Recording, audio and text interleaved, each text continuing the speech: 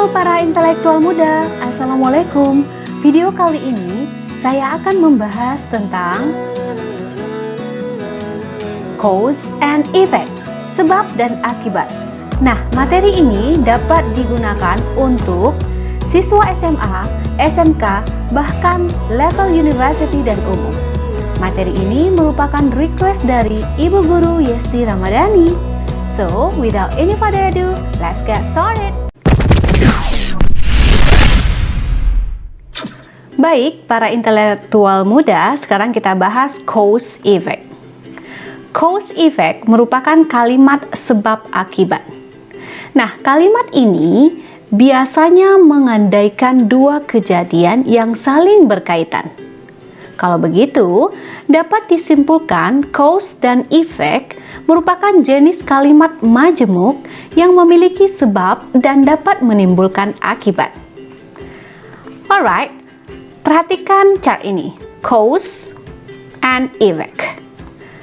Cause berarti sesuatu yang terjadi, sedangkan effect merupakan konsekuensi atau akibat dari adanya kejadian tertentu. Ada sebab, ada akibat. Baik, perhatikan contoh berikut ini. He's always late because of his gaming habits. Dia selalu terlambat karena kebiasaan main gamenya. Nah, di sini ada signal phrase because of atau disebut juga connector. Connector because of ini, menentukan bahwa di belakangnya merupakan cause atau penyebab. Penyebabnya di mana dia kebiasaan main gamenya. Akibatnya atau efeknya berada di depan. Dia selalu terlambat. Nah, kalau begitu, kalimat sebab dan akibat atau cause dan effect memiliki penanda yaitu connector. Nah, dari chart berikut dapat disimpulkan signal phrase atau penandanya atau disebut konektornya adalah because of, yang berarti karena. Cause-nya his gaming habit. Sedangkan efeknya he's always late. Dari contoh ini sudah dapat sedikit gambaran seperti apa itu kalimat cause and effect. Alright, kalau begitu dapat disimpulkan kalimat cause effect bercirikan kata atau frasa penanda yang disebut dengan konektor atau bahkan ada yang menyebutnya signal word atau signal phrase. Seperti apa tadi konektornya? Because of. Alright, now we come to the next page. Kalimat cause and effect terdiri atau terbagi menjadi dua. Maksudnya terbagi menjadi dua di sini. Setelah cause nanti ada yang diikuti oleh noun atau noun phrase atau ada yang diikuti oleh clause atau sentence. Nah, jadi setelah cause nantinya, kemudian maksudnya itu setelah konektor untuk menunjukkan bahwa dia cause, ada yang diikuti oleh kata benda atau kata frasa benda, ada yang diikuti oleh klausa atau kalimat. Kalau begitu, biar makin paham, kita lihat berikut ini.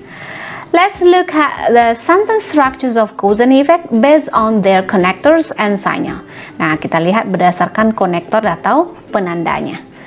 Followed by noun atau noun phrase. Nah, mana konektor atau signal yang diikuti oleh noun dan noun phrase? Berikut.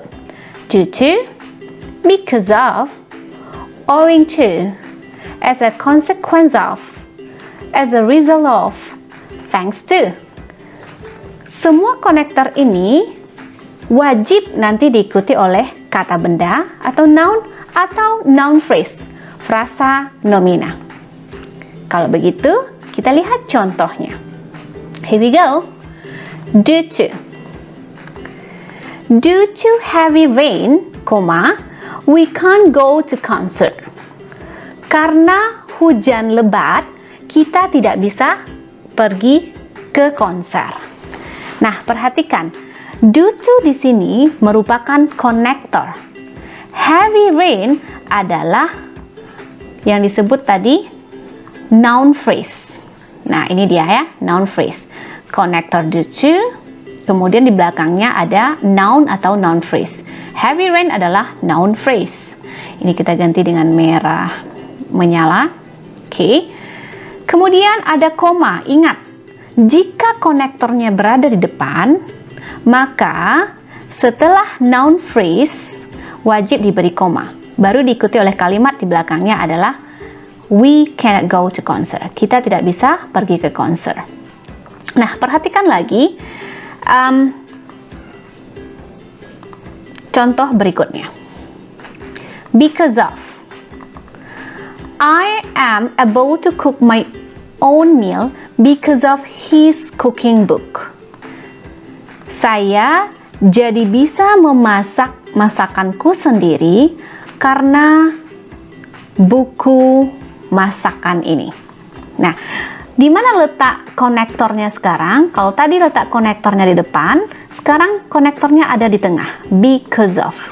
Jika konektornya berada di tengah, maka kita tidak perlu memberikan koma seperti contoh di atas. Kalau ini konektornya di depan, wajib ada koma setelah noun phrase. Jika konektornya di tengah, tidak ada koma.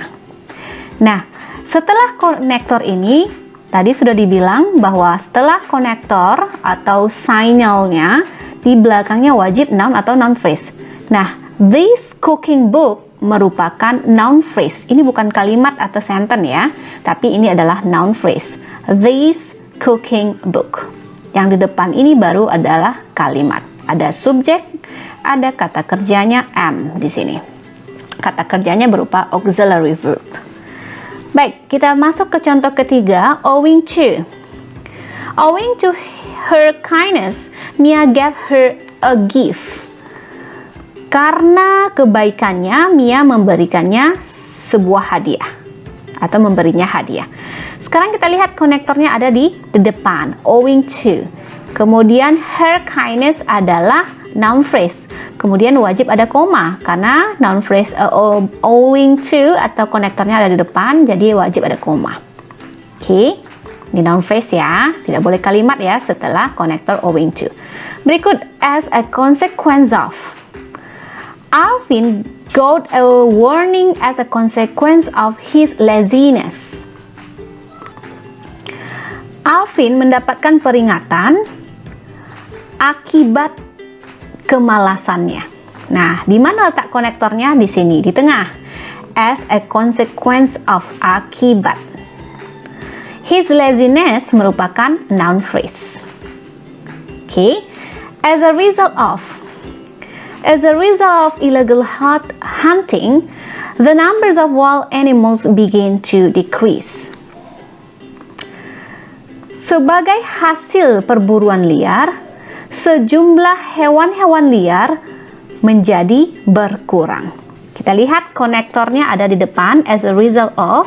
Kemudian illegal hunting ini merupakan noun phrase dan wajib ada koma ya, baru diikuti oleh sentence di belakangnya. Terakhir, thanks to. Thanks to your help, we were successful. Berkat bantuanmu, kami sukses atau kami berhasil.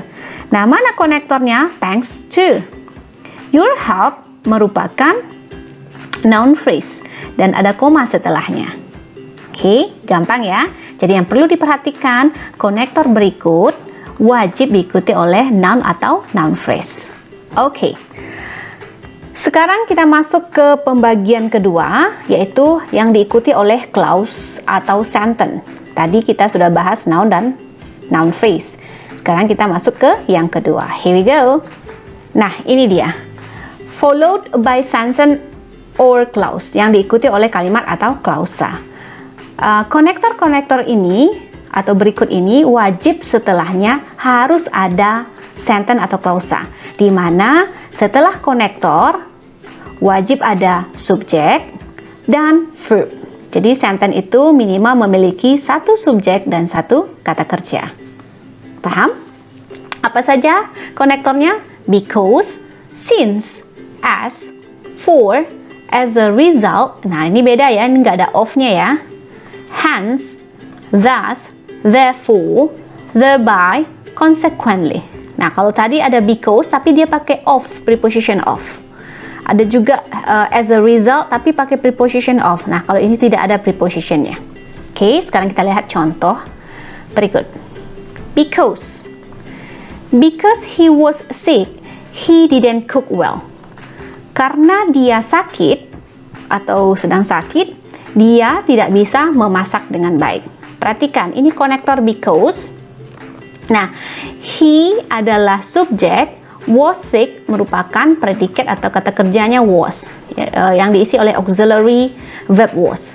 Nah, jadi kalau because diikuti oleh klausa, diikuti oleh klausa lagi. Atau ini satu klausa, ini klausa berikutnya. Jadi ada dua klausa. Kalau contoh yang tadi itu noun phrase dengan klausa atau kalimat. Sedangkan contoh yang berikut ini yang diikuti oleh konektor berikut itu wajib klausa dan klausa. Oke, sekarang kita masuk ke since. Naila could pass the exam since she studied hard. Naila bisa lulus ujian karena dia belajar dengan giat. Oke, perhatikan di mana konektornya since. Nah, di tengah.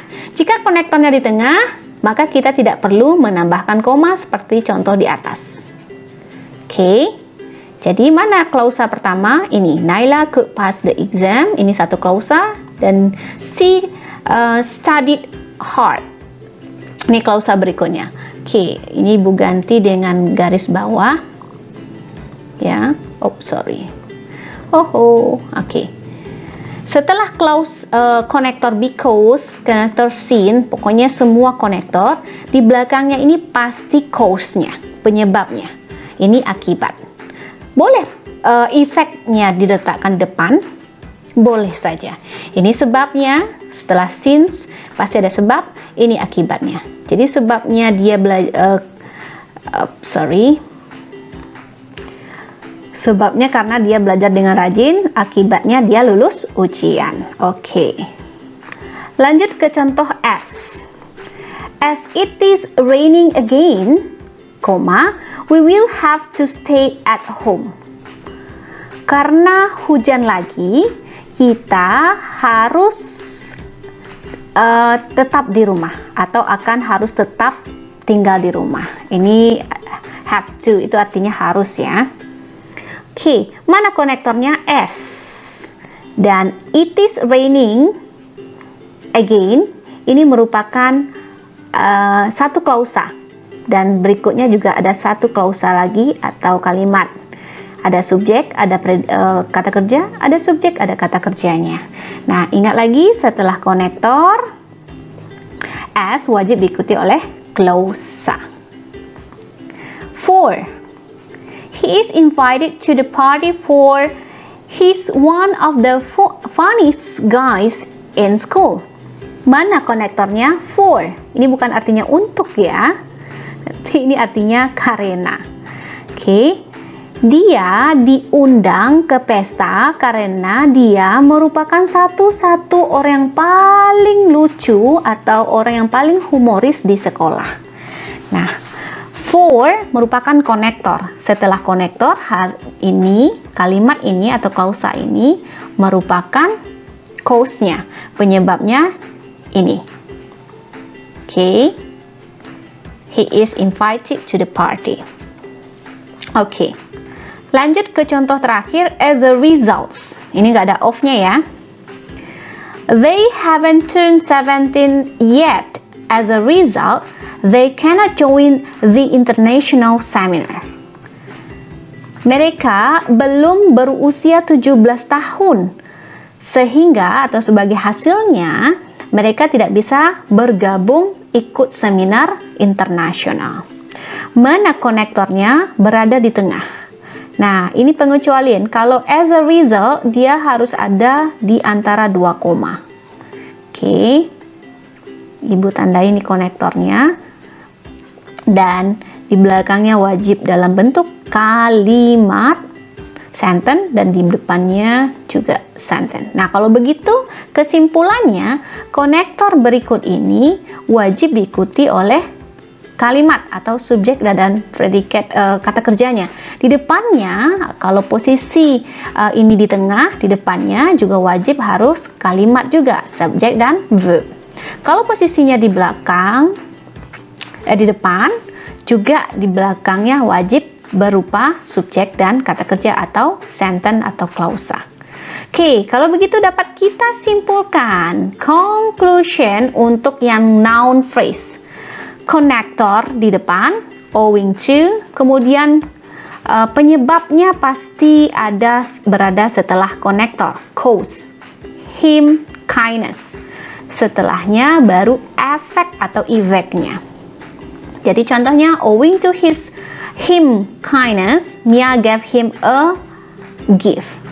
Karena kebaikannya laki-laki, Mia memberinya sebuah hadiah. Konektor, ini cause-nya, ini efeknya. Kalau mau letakkan efek di depan boleh juga. Efek dulu, Mia gave him a gift owing to him kindness. Jadi ini efeknya, konektornya owing to, tidak ada koma. Kalau di sini ada koma, tapi kalau konektor di tengah no koma, ya. Kemudian di belakang konektor pasti adalah cause-nya. Oke? Alright, sekarang kita lihat conclusion untuk sentence dan clause. Kalau tadi itu conclusion untuk yang diikuti oleh konektor noun phrase, ya. Ini noun phrase. Sekarang kita lihat conclusion yang diikuti oleh sentence dan clause. Konektor, kemudian ada clause, ada effect. Ingat, jika konektor berada di depan, maka wajib ada koma. Sebagai contoh, since she studied hard, Naila could pass the exam. Karena dia belajar dengan tekun atau rajin, Naila bisa lulus ujian. Nah, di sini yang kuning ada konektor, kemudian ini cause-nya, penyebabnya, ini akibatnya dia lulus ujian.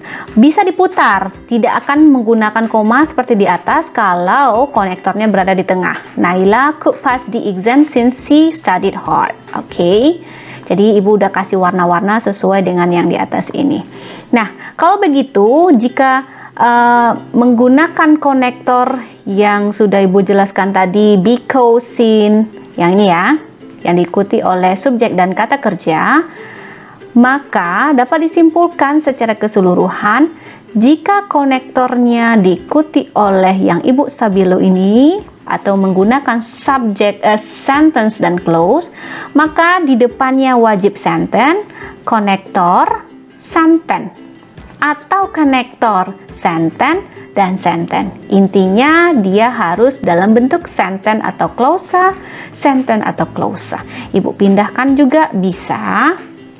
Kita letakkan misalnya, Bu, kalau gini bingung. Oke, sorry, sebentar. Nah, menurut ibu kesimpulannya akan seperti ini. Konektor, kalimat-kalimat atau klausa-klausa, kalimat, konektor, kalimat atau klausa, konektor, kalimat. Mana saja konektor yang menggunakan sentence dan sentence ini dia. Oke, bagaimana menurut ibu pemahaman tentang cause dan effect? Semoga penjelasan ibu ini bermanfaat bagi kamu yang lagi belajar, dan sampai jumpa for the next video. Bye-bye.